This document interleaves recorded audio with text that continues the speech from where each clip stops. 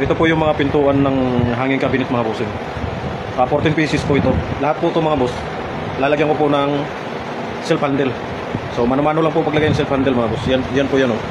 Yan, marami po yan. 14 pieces po yan mga bossing. Isa lang po yung bibidyohan ko dito mga boss, kasi pare-parehas lang naman po sila eh. Maliit lang po ang gagawin kong self handle mga bossing, kasi maliit lang po yung space niya. 5mm lang po dito sa ibabaw mga boss.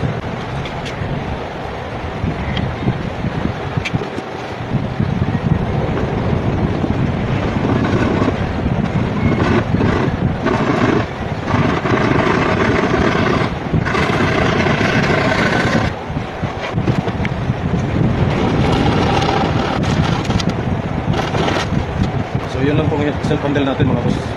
Naka 45 lang po yun mga bossing. Ito po yung dito sa labas, ito naman po yung dito sa loob. Simple lang to mga bossing. Depende na lang po sa inyo kung gaano kalalim o gaano kalaki. Ito maliit lang po kasi ito, yung nakaraan medyo mas malalim yun eh, mas malaki. So yan na po mga bossing. Lahat po kasi yan, meron na yan. Yan mga boss, naputulan ko na yan. Yan mga bossing, 14 pieces po yun mga boss. Mamaya lalagyan ko na lang po ng ano yan mga bossing, console. Ang gagamitin ko lang po dito, C1 lang at saka C2, dalawang klase lang po mga boss.